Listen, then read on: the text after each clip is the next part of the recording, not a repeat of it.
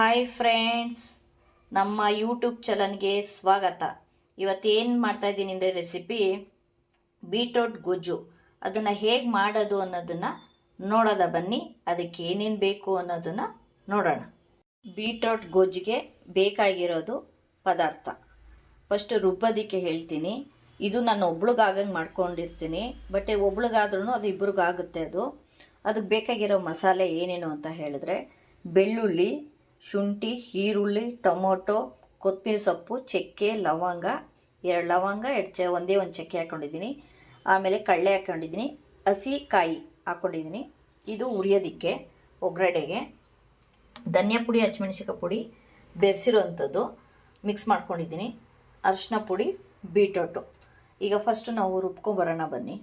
ನೋಡಿ friends, oil ಹಾಕಿದ್ದೀನಿ. ಇದಕ್ಕೆ ನಾನು ಈರುಳ್ಳಿ ಹಾಕೋತಾ ಇದ್ದೀನಿ.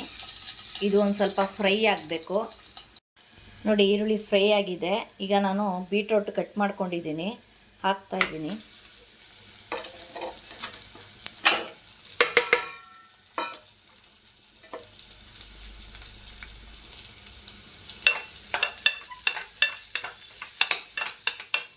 ಆಮೇಲೆ ಇದಕ್ಕೆ ಉಪ್ಪು ಎಷ್ಟು ಬೇಕೋ ಅಷ್ಟು ಹಾಕ್ಕೊತಾ ಇದ್ದೀನಿ.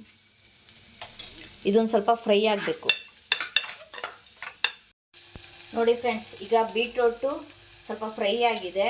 ಇವಾಗ ಧನಿಯಾ ಪುಡಿ, ಹಸಿಮೆಣಸಿನಕಾಯಿ ಪುಡಿ ಬೆರೆಸಿರುವಂಥದ್ದು ಈಗ ಹಾಕೋತಾ ಇದ್ದೀನಿ. ನಿಮಗೆ ಖಾರ ಎಷ್ಟು ಬೇಕೋ ಅಷ್ಟು ಹಾಕ್ಕೊಳ್ಳಿ.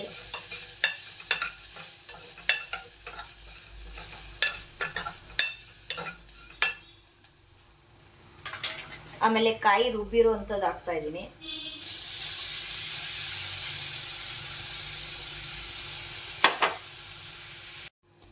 ಫ್ರೆಂಡ್ಸ್, ನೀರು ಎಷ್ಟು ಬೇಕೋ ಅಷ್ಟು ಹಾಕ್ಕೊಳ್ಳಿ.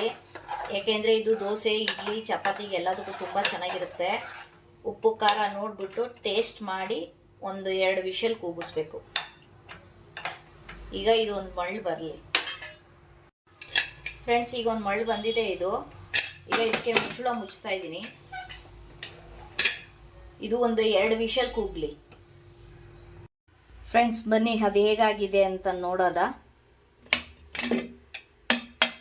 ವಾವ್, ನೋಡಿ, ಇದು ಬೀಟ್ರೋಟ್ ಗೊಜ್ಜು. ಇದು ಚಪಾತಿಗೆ ಎಲ್ಲದಕ್ಕೂ ತುಂಬ ಚೆನ್ನಾಗಿರುತ್ತೆ. ನೋಡಿ, ಟ್ರೈ ಮಾಡಿ, ಲೈಕ್ ಕೊಡಿ, ಸಬ್ಸ್ಕ್ರೈಬರ್ ಆಗಿ ಸಪೋರ್ಟ್ ಮಾಡಿ. ನಿಮ್ಮಿಂದ ನಾನು. ಓಕೆನಾ ಫ್ರೆಂಡ್ಸ್? ಬಾಯ್.